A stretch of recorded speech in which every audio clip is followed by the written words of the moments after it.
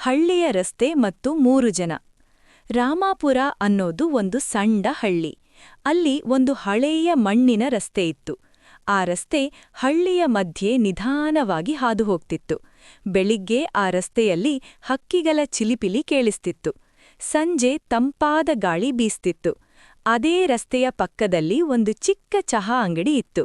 ಅದನ್ನು ಮುರುಳಿ ನಡೆಸ್ತಿದ್ದ. ಪ್ರತಿದಿನ ಬೆಳಿಗ್ಗೆ ಅಂಗಡಿ ತೆಗೆಯುವಾಗ ಮುರುಳಿ ಮನಸ್ಸಿನಲ್ಲಿ ಹೇಳ್ಕೊಡ್ತಿದ್ದ, ಇಂದು ದಿನ ಶಾಂತವಾಗಿರಲಿ. ಆ ರಸ್ತೆಯಲ್ಲಿ ಪ್ರತಿದಿನ 3 ಜನರನ್ನು ನೋಡಬಹುದಾಗಿತ್ತು. ಮೊದಲನೆಯವನು ಕೃಷ್ಣ. ಅವನು ರೈತ. ಹೊಲದಿಂದ ಮನೆಗೆ ಬರುತ್ತಿದ್ದಾಗ ದಣಿವು ಇದ್ದರೂ ಅವನ ಮುಖದಲ್ಲಿ ನೆಮ್ಮದಿಯಿರುತ್ತಿತ್ತು. ಎರಡನೆಯವಳು ಗೌರಿ. ಅವಳು ಶಾಲಾ ಶಿಕ್ಷಕಿ. ಮಕ್ಕಳ ಕೈ ಹಿಡಿದು ಮಾತನಾಡಿಸುತ್ತಾ ಶಾಲೆಗೆ ಕರೆದುಕೊಂಡು ಹೋಗುತ್ತಿದ್ದಳು. ಮೂರನೆಯವನು ಸೋಮಣ್ಣ. ಅವನು ಯುವಕ. ನಗರಕ್ಕೆ ಹೋಗಿ ಕೆಲಸ ಮಾಡಬೇಕು ಅನ್ನೋ ಕನಸು ಅವನ ಮನಸ್ಸಿನಲ್ಲಿ ಸದಾ ಇತ್ತು. ಒಂದು ದಿನ ಕೃಷ್ಣ ಚಹಾ ಅಂಗಡಿಯ ಬಳಿ ನಿಂತು ನಿಧಾನವಾಗಿ ಹೇಳಿದ, ಈ ಬಾರಿ ಮಳೆ ಕಡಿಮೆಯಿದೆ, ಬೆಳೆ ಹೇಗಾಗುತ್ತೋ ಗೊತ್ತಿಲ್ಲ. ಮುರುಳಿ ಚಹಾ ಹಾಕುತ್ತಾ ನಗು ಮಾಡಿ ಹೇಳಿದ, ಚಿಂತೆ ಮಾಡ್ಬೇಡ ಕೃಷ್ಣ, ಹಳ್ಳಿಯ ದೇವರು ಕೈಬಿಡಲ್ಲ. ಅಷ್ಟರಲ್ಲಿ ಗೌರಿ ಅಲ್ಲಿಗೆ ಬಂದು, ಇವತ್ತು ಮಕ್ಕಳು ಚೆನ್ನಾಗಿ ಓದಿದ್ದಾರೆ ಎಂದು ಸಂತೋಷದಿಂದ ಹೇಳಿದಳು.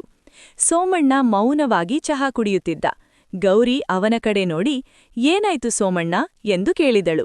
ಸೋಮಣ್ಣ ಸ್ವಲ್ಪ ಹೊತ್ತು ಮೌನವಾಗಿದ್ದು, ನಗರಕ್ಕೆ ಹೋಗಬೇಕು ಅಂತ ಅನಿಸ್ತಿದೆ, ಆದ್ರೆ ಈ ಹಳ್ಳಿಯನ್ನು ಬಿಟ್ಟು ಹೋಗಲು ಮನಸ್ಸಾಗುತ್ತಿಲ್ಲ ಎಂದನು.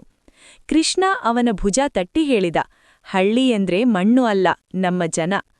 ಕೆಲವು ದಿನಗಳ ನಂತರ ಭಾರೀ ಮಳೆ ಬಂತು. ಮಣ್ಣಿನ ರಸ್ತೆ ಹಾಳಾಯಿತು.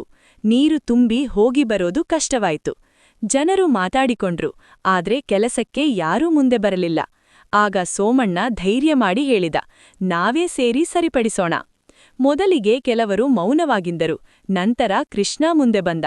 ಗೌರಿಯೂ ಮಕ್ಕಳೊಂದಿಗೆ ಸಹಾಯ ಮಾಡಿಸಿದಳು. 3 ದಿನಗಳಲ್ಲಿ ರಸ್ತೆ ಸರಿಯಾಯಿತು. ಹಳ್ಳಿ ಮತ್ತೆ ಜೀವಂತವಾಯಿತು. ಆ ಸಂಜೆ ಎಲ್ಲರೂ ಅದೇ ರಸ್ತೆಯ ಬಳಿ ಸೇರಿದ್ದರು.